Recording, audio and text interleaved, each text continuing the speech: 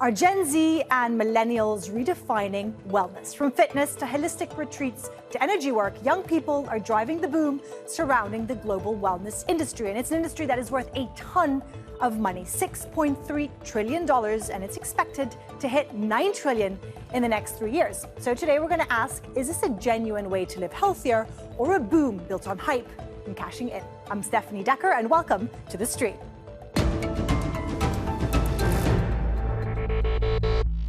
Nothing goes viral on social media like a good health trend. Ice baths will change your life. You should be walking 10 to 15,000 steps every single day. If you just decide, I'm going to go on a carnivore diet, you will lose weight and you'll feel amazing. But it's hard to know which ones will actually improve your life, which ones are just clickbait, or even worse, which ones are just trying to sell you something that doesn't even work.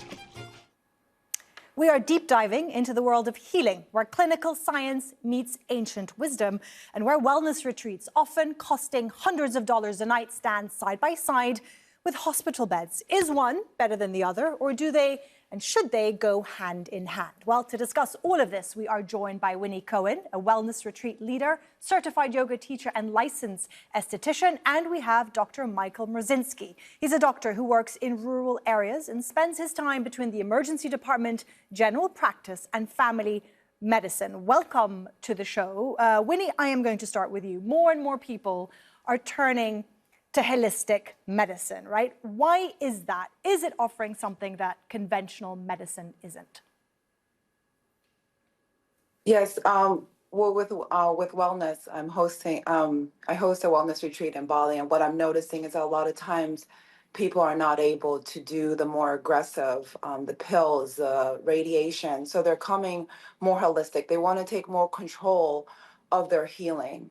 So this is the reason why people are able to go to these retreats, are able to do more holistic, alternative routes versus the one that we know now, the Western medicine or the the modern medicine, is because people want to take control and they want to have their actions follow and be able to heal themselves. Just so I understand you correctly, do you also have cancer patients that come to your retreat?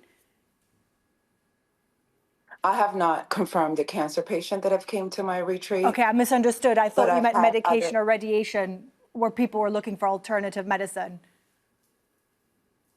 Oh, no, I was just looking for like alternative medicine for their process of their healing. Okay, understood. Dr. Michael, your response to what Winnie was describing, people seeking something else. Do you believe in what is offered, or is it more nuanced? Look, I think, as with everything, the boring scientific answer is a nuanced discussion, isn't it? But I can see why people are so into it in 2025. You think about smartphones, you think about hacks, you think about shortcuts. We've got AI that can tell you the answer to something in seconds. People want a quick fix. And in 2025, when it comes to health, people want to be actively doing something to help their health or biohack or make them immune to future problems. Unfortunately, unlike your phone and your technology, the human body doesn't work like that. But the good news is that if you do the basic things, which is where I kind of agree with some of the wellness trends, then you can do all you can to prevent disease and make yourself feel better. But with some of the trends that come out of the wellness industry, I just think, my goodness, if I said something like that, I would lose my job, I would get sued. And unfortunately, for these people giving out that advice, there is no accountability and they can say what they like. Well, actually, this segues perfectly into a clip that we want to play. This doctor has cautioned people against the wellness industry, saying that it is not regulated and that wellness practitioners can't really be held accountable if anything goes wrong. I am not saying that pharmaceutical companies are angels. As a physician, I have my beef. But do not mistake this as a reason to completely write off pharmaceuticals and or completely trust the wellness industry. Because unlike the pharmaceutical company, the wellness industry is not regulated. These people need no actual medical training, and they have absolutely no accountability to your actual health. Because who do you come running to when things go wrong and you actually get sick or injured? When the natural solution doesn't work or goes wrong? Actual doctors who utilize pharmaceuticals. Dr. Michael, I see you nodding. Winnie, what is your response to that? So that's, I think that's the issue, right? Because I think modern day medicine thinks that it's just a nuance, right? It's just this, but modern day medicine has always been used, even in tradition. And it's not that people are going to run to them after all of this fails. It's more of like an acute. They want something, a quick fix, right? For us, if you have a headache, we take in consideration the holistic way, your environment. Are you dehydrated, right? Before you take on that pill, is there anything around you, your stress level? You know, there's so many other aspects, right? So right away, you're not going to be able to, the holistic way is not like right away a quick fix. It's more of a lifestyle. And then you'll start realizing that maybe the headaches will go away if I make sure I drink a proper amount of water, if my stress level goes down, like with my social life or my work life, and being able to balance all of these things, incorporating working out and all that. So it's like, in a sense, is that when you have the migraine, when you have the headache, where the holistic way is telling you, listen, there's so many aspects that you need to be able to look at and take into consideration, you know, versus just going straight there. For us, we want to interconnect. We want to make sure that it's also, you can take the pill, but let's see what signal your body is telling you. Just like in a car, if you're in a car and the check engine light comes on, and if you just put a duct tape on there, that's gone, but the engine still needs to be checked, correct? So this is what we're looking at it, like make sure that you go into the mechanic, you plug it in to have a diagnostic and see what's going on with the car. You know, so that's the same way with our body. Dr. Michael, you're smiling. Yeah, I mean, I think Winnie just countered her own point there when she said run diagnostics, which is exactly what happens when you go to see a doctor. I think this is what the wellness industry does very well, as they say it's a kind of us versus them, and that big pharma are the enemy. When in fact, the wellness industry is worth about 3 times as much. And this is a very powerful tool. Well, I'll pick up on the example she used there was the headache. Well, first of all, we don't want people still having a headache. So, of course, we're going to give something to relieve a headache. But we're not just going to say, fantastic, you've got a headache, here's some medicines, away you go. We run blood work. We run scans. We do look into what's going on in the background with people.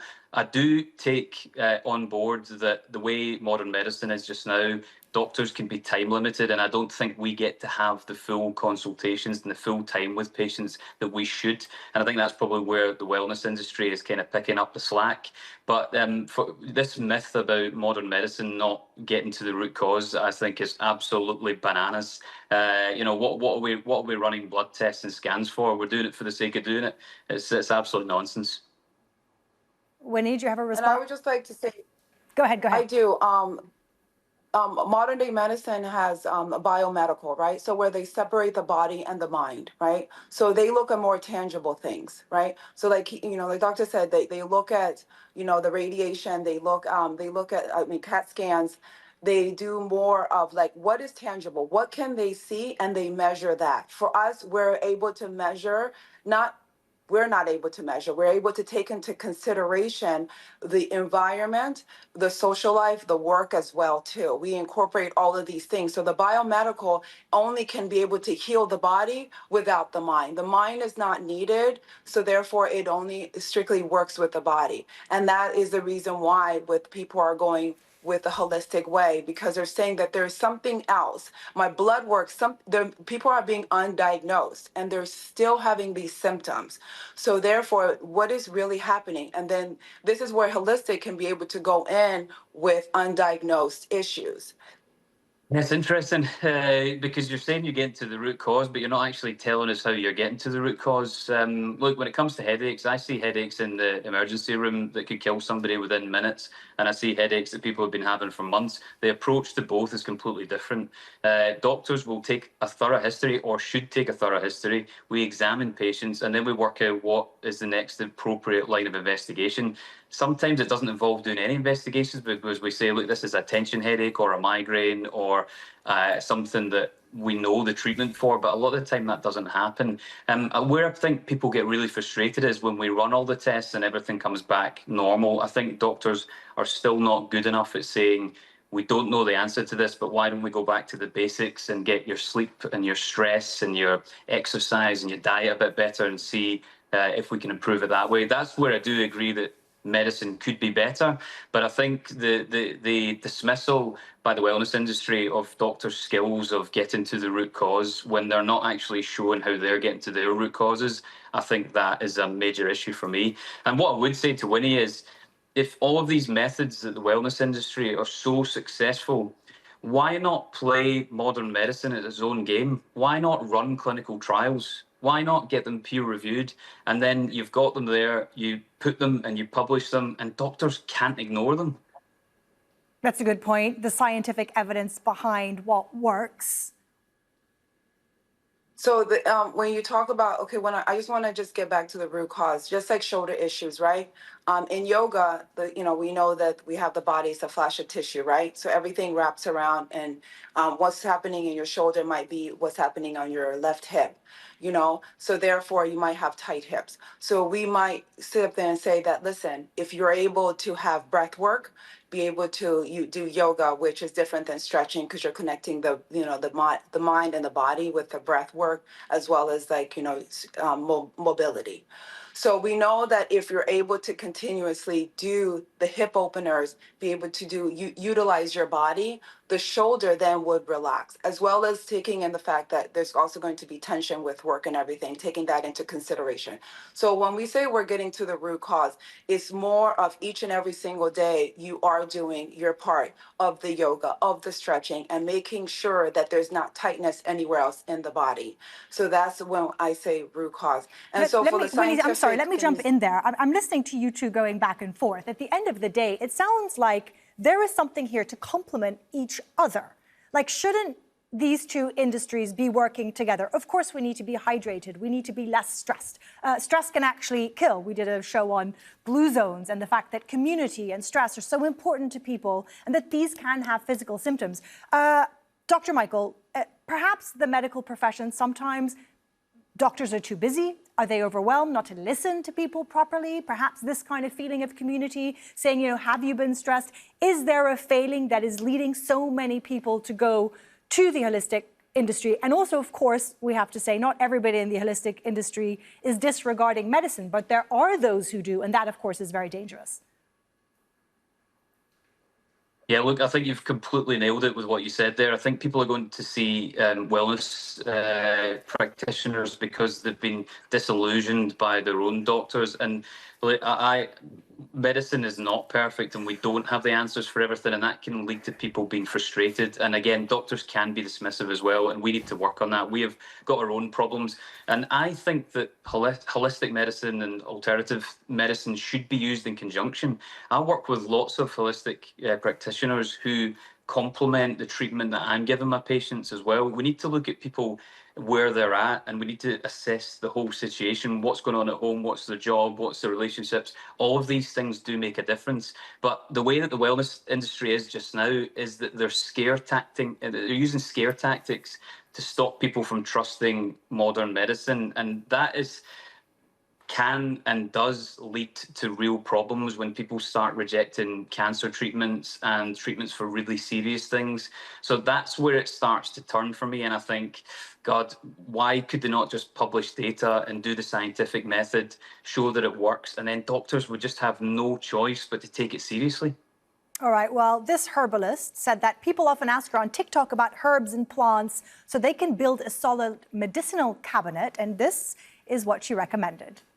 Herbalist. Disclaimer, I work as a clinical herbalist, that's why I have so many medicinal plants, but most people only need about 5 to 10 different herbs to build a solid medicine cabinet. One of those is going to be mullein, which is used to soothe respiratory conditions like coughs and bronchitis, and it provides relief for congestion and inflammation that's associated with colds or asthma. You're also going to want to have lemon balm on hand, which is known for its calming effects on stress, anxiety, and insomnia. It also aids in digestion, and it supports the immune system from viruses that produce cold sores.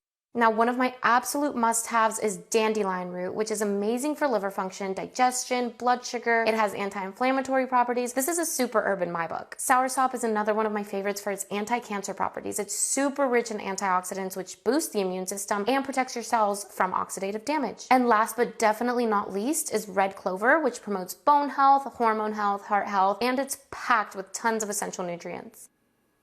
Dr. Michael, I'm going to throw that back to you briefly. Does she have a point? If I have these herbs in my cabinet, am I going to benefit? Is this a good thing? No, look, I wish it was that easy. I honestly do wish it was that easy, that we didn't have to resort to medications and we could just use herbs. Remember, there are lots of medicines that we use today that have come from herbs originally. So think about aspirin, think about digoxin, think about penicillin. Before all these things, they were just herbs, and we refined them. Modern medicine and pharmaceutical industry managed to find the active ingredient and make them better. So basically, any herbs that do have any positive effects, big pharma tend to find them and actually make them better. Instead of you having to take 6 or however many herbs she was talking about there, then they can refine them and put that into one tablet. So like, I wish it was that easy. I actually think that people are better off getting the right nutrients from their diet as opposed to taking supplements and herbs and things. And I speak to my patients about that. But this makes it look so easy, and I really wish it was. But unfortunately, there's just no science behind it. Winnie, does Dr. Michael have a point? I mean, everyone's on TikTok, everyone's online these days. There's a massive industry when it comes to our attention. We're scrolling and someone is telling you that, you know, if you drink a certain concoction, you're going to lose 5 kilos in a week and end up with a six-pack. And people believe this and they buy into it. Do you see a danger in these health trends on social media that are not scientifically proven? So that's the thing. So in the book called The Body, it also mentioned like what is scientifically proven. So we have to look at like the sample. Where are you getting these individuals? Do they represent the demographic of the world? Do they represent the demographic of just even like in the area? For instance, like in America, just recently, not too many years ago, they had to incorporate, because at the body mentioned, the book The Body mentioned that it was males that were only the one who were being used in these samples for the scientific proven as well too. Just recently, male rats were the only one being used. So female rats were even in consideration, right? So this is a new nuance that other demographic, other parts of people, other parts of the world that are being used. The sample is being more broader. You know, me as being an esthetician, I notice is that there's only a certain skin type or skin level that were used for many years for these products. Then you have the people who are olive and darker skin weren't considered into just recently. So when we say scientifically proven, we have to ask ourselves, we have to look at the sample that we're looking at, the individuals that we're looking at. The thing about holistic is it's a bio-individual nutrition. So we're looking at each individual person and being able to tell them, this is what can work for you. Let's have this work for you. Versus the, modern day medicine is saying this is a broad, this is what generally works for your symptoms here. You have given me the symptoms. This is what generally works for you, for these group of people. Okay, versus forgive me, for I'm us, going to we're jump in saying there because individual. you've raised something that makes me question. So, Dr. Michael, you probably went to med school. I don't know, you studied for, 7, 8 years. Winnie, a lot of people would argue, what qualifications do you need to become a holistic healer? Can anybody just decide to give this kind of advice?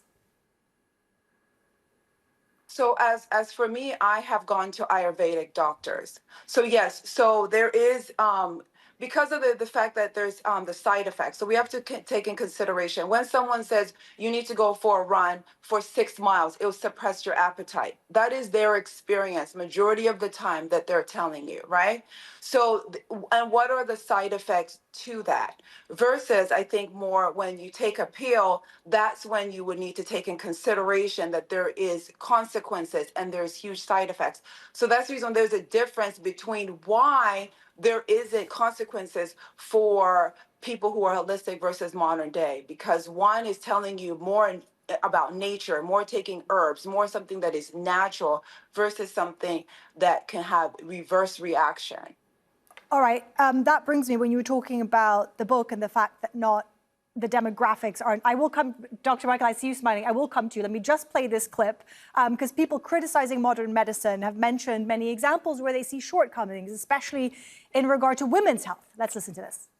One message I have for women is that don't think whatever your doctor says is the truth. As much as I love doctors, they don't have time, and a lot of them are not educated on women's health.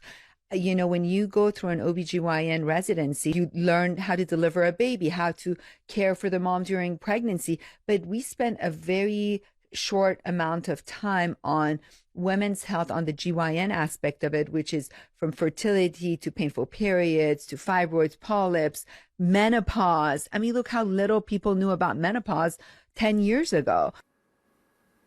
Dr. Michael, she has a point, doesn't she? There is a void when it comes to certain demographics, genders. So Winnie has a point. Maybe people are looking for that when, you know, conventional medicine is not offering. Yeah, look, that is a point I completely take on board. I'm the first to admit that the studies have been racist, the studies have been misogynistic. We accept that now, and we're moving forward to make things better and to look at certain demographics. But you shouldn't throw the baby out with the bathwater. In reality, in the last 125 years, life expectancy has gone from about 40 to 80, and that is only with the invention of modern medicine and with modern science. I think that this kind of way that the wellness industry talks about modern medicine is to sow distrust. And so instead of us working together, where I think it could be really useful, it's us versus them. And it's science is rigid and doesn't change with the times. In reality, it couldn't be further from the truth, because science tries to disprove itself over and over again. That's why 200 years ago, the treatment for everything from doctors was bloodletting. They would take your blood no matter what you had. You had a headache, you had a cold, you weren't feeling great, they'd take your blood. And then about 100 years, they did that for about 100 years, and then they realized, no, this isn't working. More people are dying from it. And it's only in the evolution of things where you go, right, well, maybe we need to have some evidence behind what we're saying and what we're doing. And the wellness industry just doesn't have that. So they're saying that modern medicine is bad because of X, Y, and Z, but they don't have any solid foundations to base what they're saying on. All they're saying is, oh, here's Jenny, and she took this herb and felt great after 3 weeks. That is anecdotal evidence, and it is not even evidenced by scientific standards. What you would do is, let's just say this lady took a herb and felt great and her diabetes reversed in 6 weeks. Scientists would look at that and go, right, let's get 20 people to take this herb and see what happens to their diabetes. And if that worked, then they'd say, let's get 100 women to take this and see if it reverses the diabetes. Let's get 1,000 women. And that is how science evolves. You can't just go, oh, this lady took it and she's great, because that could have been for lots of different reasons out with taking a supplement, if that makes any sense to people. But that is a scientific method. Dr. Michael, I'm going to jump in there because we're running out of time, and I want Winnie to respond to that. The basic issue here at hand, according to Michael, is do the science, prove it, show a pattern, and then it can work. Very briefly, I also want to get from you, Winnie, is wellness for the elite? Because there is a lot of money in it, and a lot of these, you know, resorts and retreats and, things that people look for, treatments, are very expensive. Well, I mean, I can only speak for Americans. Right now, we're having a mayoral race, right? So right now, there's a lot of people who can't afford New York City. They seriously cannot afford New York City. So they're going out in droves to be able to vote for someone who can be able to have them vote, be able to afford New York City. So when you're not able to afford basic items like, rent, utility, and all these things, the last thing that you want to be able to sit and meditate and say Om. That is the last thing that you're considering. Here in America, we only have about 2 weeks off per year. The last thing you're going to do is spend thousands of dollars away from your family. What you're going to want to do is just rest. What you're going to want to do is simply do nothing, because one, you can't afford the air ticket for everyone. You can't afford the luxury of being able to do any of these things. So yes, the only downfall about the wellness is the fact that it is only accessible to the elite, because that's the only people who can be able to take the time to, tell the employees that they're leaving. Unfortunately, that is all we have time for. It's been a fascinating discussion. Winnie and Dr. Michael, thank you so much for coming on and giving us your thoughts. Before we go, we want to hear from you. Do you have a comment about our show, or do you want to see us discuss a certain topic? Get in touch. This is also your show, and we are always open to your suggestions. Send us a message on social media, AJ Stream, and we'll check it out. From me and the entire Stream team, I'll see you soon.